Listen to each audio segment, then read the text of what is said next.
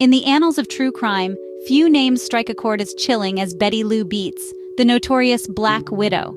A seemingly ordinary woman, Beetz lived a life that was anything but. Originating from the sun-scorched plains of Texas, her story took a sinister turn in the 1980s. It was during this decade that she was convicted of murdering not one, but two of her husbands, and even suspected in the disappearance of two boyfriends. She wasn't just a wife, but a widowmaker. The moniker Black Widow was not merely a title. It was a testament to her crimes, a symbol of her deadly allure.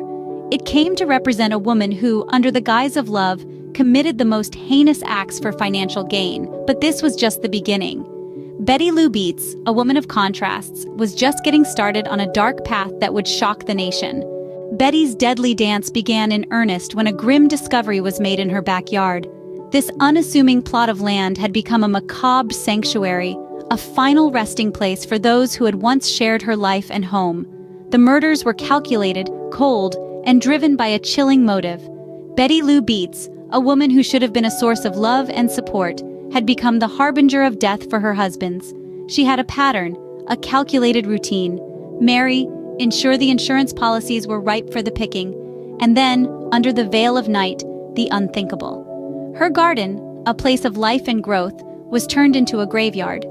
It was the discovery of these secret graves that led to her capture. As the bodies were unearthed, the curtain was finally lifted on Betty Lou Beetz's deadly secret. With the bodies discovered, Beetz was thrust into the spotlight, her trial becoming a spectacle that underscored deep-seated societal issues. Arrested after a tip-off, Beetz was subject to a trial that was far from ordinary. It was a stage where the shadows of domestic abuse and mental health issues were dragged into the harsh light of public scrutiny. Here was a woman dubbed the Black Widow, but behind the sensational headlines and whispered courtroom rumors, there was a story of a victim-turned-perpetrator. Her defense team argued that she was a product of repeated domestic abuse, her mental health spiraling downwards with each act of violence. In a society where these issues were often swept under the rug, Beetz's trial served as an uncomfortable mirror, forcing society to confront its own demons. In the courtroom, Betty's story was more than a tale of murder. It was a damning indictment of society's failures. In 2000, Betty Lou Beetz met her end on the executioner's table, a conclusion that stirred a national debate. Her sentencing and execution marked a pivotal point in the discourse around capital punishment. Questions arose not just about the morality of the death penalty, but about its application, especially in cases involving female offenders. Beetz's case was not simply a matter of a crime and its punishment. It was also a story about a woman who had been a victim of domestic violence, a detail that became a focal point in the discussions. It prompted a larger conversation about how the justice system treats women, both as perpetrators and victims. The controversy surrounding her execution was not merely about Beetz as an individual, but about the broader implications of her case. It was a controversy that questioned the intersection of gender, justice, and capital punishment. With her execution, Betty Lou Beetz's life came to an end, but the controversy surrounding her case was far from over.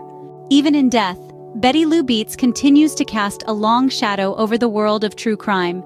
Her story, one of cold calculation and chilling acts, has been woven into the fabric of true crime media, etching her name into the annals of infamy. Yet her narrative extends beyond the gruesome details, serving as a catalyst for deeper conversations about gender biases in the perception and treatment of female criminals.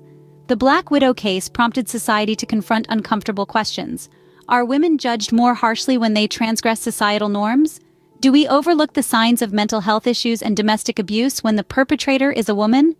These discussions, ignited by the case of Betty Lou Beetz, continue to reverberate in the corridors of justice and the halls of public discourse.